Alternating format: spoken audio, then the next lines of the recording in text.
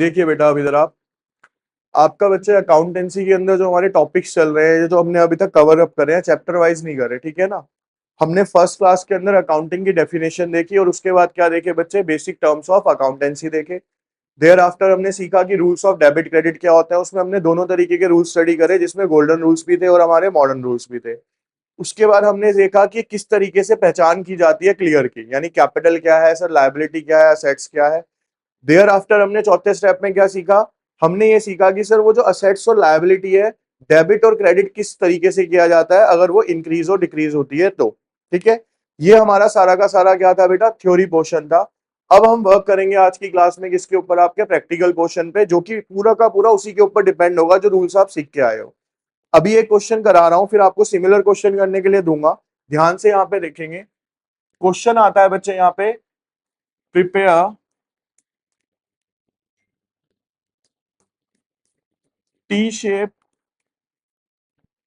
Account of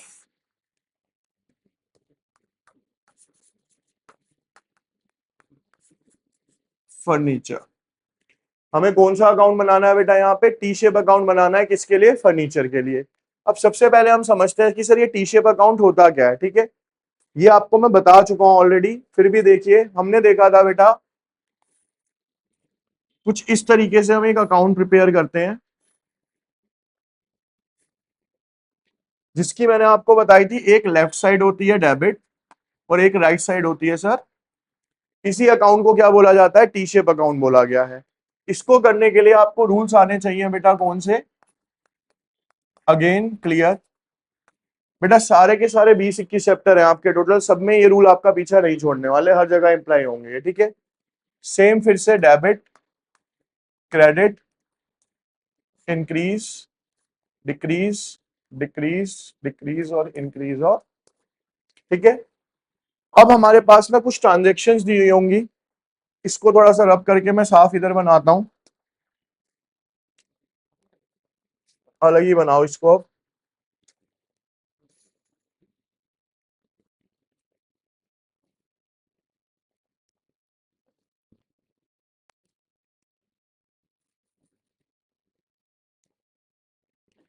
debit credit, हमें बेटा कौन सा अकाउंट बनाना है यहाँ पे, फर्नीचर अकाउंट, ठीक है। तो आप यहाँ पे मेंशन करेंगे सबसे पहले फर्नीचर, ठीक है। उसके बाद हमें क्या करना है, यहाँ पे इसका क्या लिखना है सर, नेचर। क्या नेचर है सर, एसेट्स, ठीक। अब आपको नेचर के अकॉर्डिंगली इसके रूल लिखने हैं। डेबिट साइड में क्या आता है इसके, इंक्रीज, तो आप यहाँ पे क्या लिख देंगे बच्चे, इंक्रीज। क्रेडिट साइड में क्या आता है सर, डिक्रीज, तो यहाँ पे आप लिख देंगे डिक्रीज। ये इसका पूरे क्वेश्चन का 80% पार्ट है, यानी क्वेश्चन खत्म हो गया शुरू होने से पहले, अगर आपको ये चीज समझ आ गई तो। क्यों, क्योंकि अब जो मैं लिखने जा रहा हूं ये अपने आप पुट होता चला जाएगा इसमें। क्यों, क्योंकि आपको रूल्स क्लियर है अच्छे से, ठीक है। जैसे कि जिससे मैं पूछूं वही आंसर करेगा बस। पहली एंट्री बेटा, फर्नीचर परचेस्ड ऑफ ₹50,000।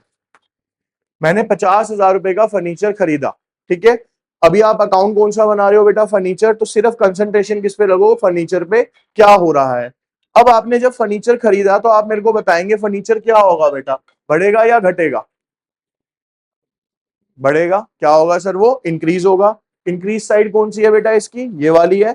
तो आप यहां पे लिखेंगे फर्स्ट पॉइंट में, परचेज कितने से, 50,000। इजी था, है ना। अब अगर मैं आपको एंट्री बोलूं, सोल्ड फर्नीचर ऑफ ₹10,000।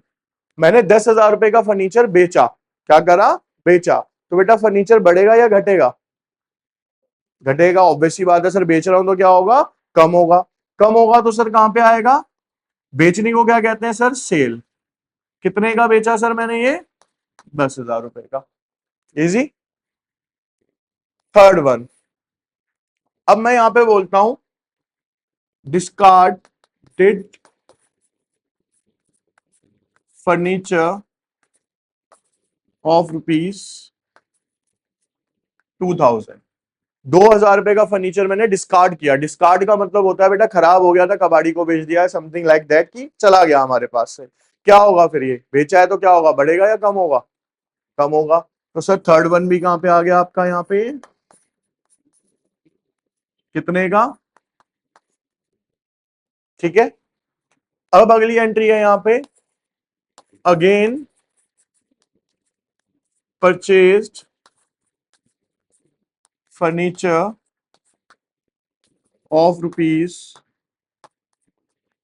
10,000। मैंने दोबारा से 10,000 का फर्नीचर खरीदा है सर, फर्नीचर बढ़ जाएगा, तो आप यहां पे लिखेंगे 10,000। यहां तक क्लियर हो गया सबको? ठीक है। अब एक चीज जो इसमें सबसे मेजर रोल प्ले करेगी, मैंने क्या कहा था, 80% वहीं खत्म हो गया, 10% अब खत्म हो गया, 10% बचा बेटा आपका, इसको बैलेंस करना। क्या करना? इसको अभी भूल जाओ, मैं एक यहाँ पे चीज बता रहा हूं, उसको ध्यान से देखेंगे। यहां देखिए,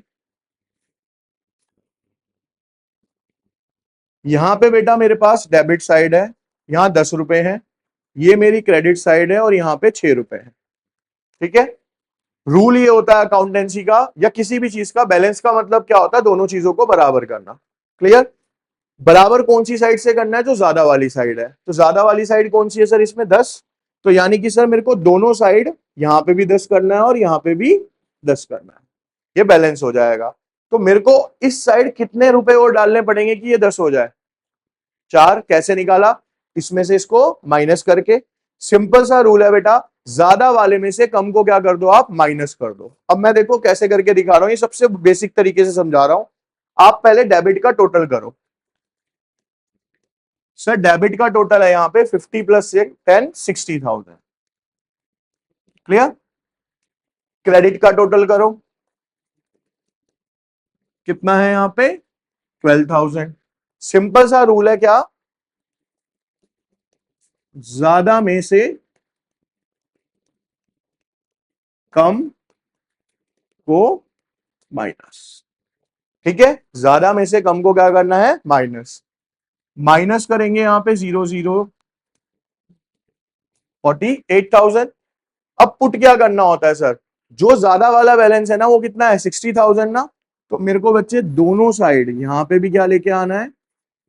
60,000, और यहां पे भी क्या लेके आना है? तो अब मेरे पास बैलेंस कितना बचा इस साइड में? 48,000। समझ आया? कोई डाउट इसमें किसी को? क्लियर है पक्का? अब मेरी बात ध्यान से सुनो। यहां पे बेटा मैंने ना यहाँ पे दो लाइंस खरीदी, खींची है। ये दो लाइंस क्यों? मेरे को डिजाइनिंग पसंद है या ड्राइंग अच्छी है मेरी, इसलिए खींच रहा हूं। यह लॉजिक है इसका। देखो अकाउंट्स में ना, पहली डेफिनेशन याद करो, मैंने क्या लिखवाया था? Accounting is an art and process. Art क्यों लिखवाया गया? अकाउंटिंग के अंदर हर एक चैप्टर के अपने अपने कॉलम्स है, अलग अलग तरीके के कॉलम्स है। ठीक है। यहाँ पे इस डबल लाइन का मतलब होता है एंडिंग या closing of account. Closing of, यानी जब मैं किसी अकाउंट के नीचे दो लाइन खींच दूंगा, दैट मींस ये अकाउंट यहाँ पे आके क्या हो गया? फिनिश हो गया, बंद हो गया, इससे आगे नहीं चलने वाला। समझ आ गई पूरी प्रोसेस? बैलेंस कैसे हुआ, क्या हुआ? अब एक क्वेश्चन बच्चे आपको दिया जा रहा है, सेम फर्नीचर अकाउंट बनाने के दूंगा, जहां पे भी डाउट हो आप पूछेंगे। ठीक है, लॉयल्टी से पूछेंगे, कोई भी ये ना हो कि सर कर लेंगे अपने आप, पूछना है आपने अभी। ठीक है, लिखिए क्वेश्चन।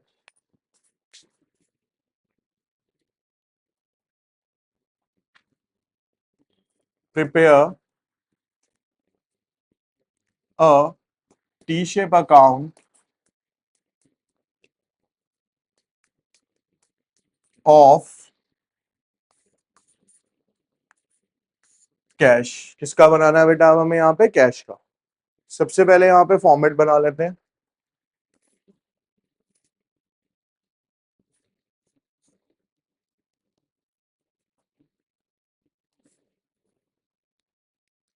फॉर्मेट बनाने के बाद यहाँ पे हमें क्या लिखना है? Debit, credit. यहाँ क्या लिखूंगा बेटा? कौन सा अकाउंट है मेरा? ये कैश। नेचर क्या है सर इसका? असेट्स। और असेट्स का रूल क्या है? बढ़ना, और यहाँ पे घटना। ठीक है। एक चीज मिसिंग थी लास्ट में, यहाँ पे लिखा जाता है बेटा पर्टिकुलर। फॉर्मेट का पार्ट है ये, अमाउंट पर्टिकुलर अमाउंट, ठीक है। उससे क्वेश्चन पे कोई इफेक्ट नहीं पड़ेगा। अब बहुत ध्यान से सुनना जो जो मैं एंट्रीज लिख रहा हूं। पहला, started business with cash rupees 80,000। 80,000 रुपए से बिजनेस स्टार्ट किया गया, तो बिजनेस में पैसा आया होगा या गया होगा? आया होगा सर। आया होगा तो पैसा क्या हुआ होगा सर? इंक्रीज हुआ होगा। इंक्रीज हुआ होगा तो सर कहां पे आएगा? डेबिट में। जब बिजनेस में हम पैसा लगाते हैं तो उसको क्या बोलते हैं बेटा हम? क्या टर्म था उसका? इन्वेस्टमेंट। बहुत ही बढ़िया। Amount invested by the owner into the business क्या कहलाता है? कैपिटल। ठीक है, क्या कहलाता है बेटा हमारा? कैपिटल। कितने का कैपिटल लगा बिजनेस में? 80,000 रुपए का। ठीक है। अब सेकेंड एंट्री है बेटा यहां पे, रेंट पेड ऑफ रुपीज 10,000। 10,000 रुपए का क्या करा बच्चे मैंने यहाँ पे? रेंट पे करा। आप बताओ प्रतीका क्या होगा? रेंट पे करा है तो पैसा आया या गया? डेबिट में आएगा, क्रेडिट में आएगा? क्रेडिट में। तो आप यहां पे लिखेंगे क्या? रेंट। कितना पे किया? 10,000। ठीक है। Third one, sale of rupees 20,000।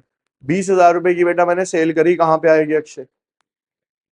Debit में। क्यों सर? जब माल बेचा है तो पैसा आया होगा, पैसा आएगा तो क्या होगा सर? इंक्रीज होगा। तो यहां पे आप लिखेंगे क्या? सेल 20,000। ठीक है। Next one, fourth. सेल के बाद बच्चे यहां पे आता है क्या? परचेज ले लेते हैं हम। Purchase of goods rupees 10,000। 10,000 रुपए के गुड्स मैंने खरीदे, पैसा आएगा जाएगा? जाएगा। पैसा जाएगा तो सर क्या होगा? Credit purchase 10,000। ठीक है। अगेन अब आपको इसको बैलेंस करना है, तो डेबिट का टोटल कितना है बेटा मेरे पास? 1 लाख। क्रेडिट का टोटल कितना है बच्चे मेरे पास? 20,000। बैलेंस बच गया 80,000। टोटल करेंगे 1 लाख। इधर भी कितना आ जाएगा आमने सामने? 1 लाख। और बैलेंस जो आएगा हमारा वो कितना आ जाएगा बेटा यहाँ पे? 80,000। क्लियर? ठीक है। क्वेश्चन लिखिए कैश पे। अब देखिए बेटा यहाँ, प्रिपेयर अ कैपिटल अकाउंट या prepare a T shape account of capital. अब किसका अकाउंट बनाना है बेटा मेरे को यहाँ पे? कैपिटल का। अभी सिर्फ ध्यान से यहाँ पे देखेंगे बच्चे आप सब।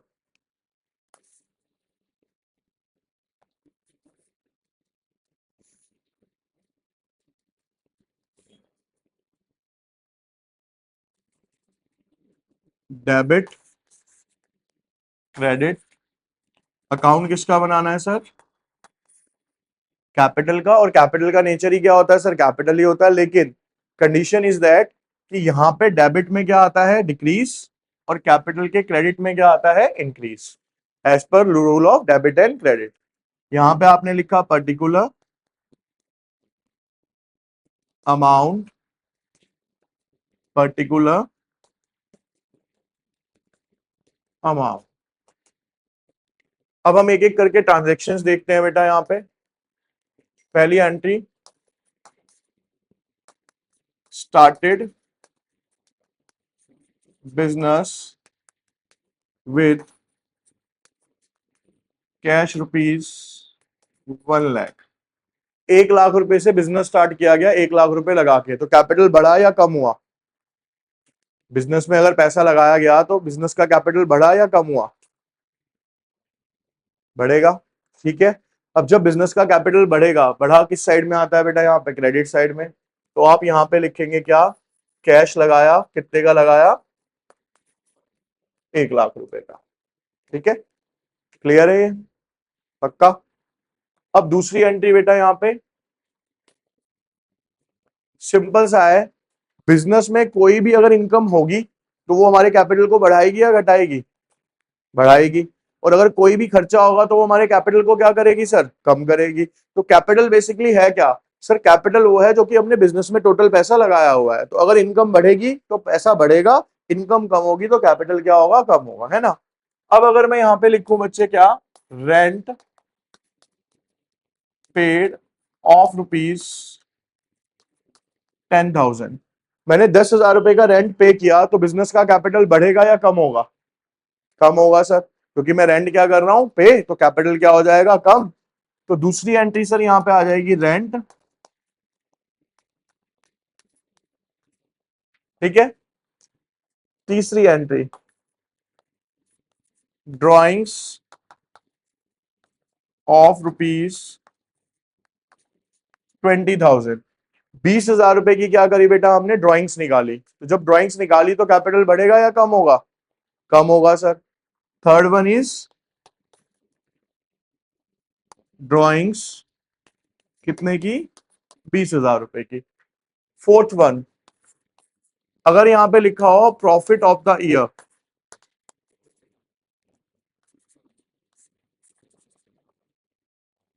30,000।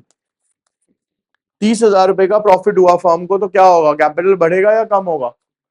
बढ़ेगा सर, क्योंकि कैपिटल बढ़ रहा है, पैसा आ रहा है। तो sir fourth one is profit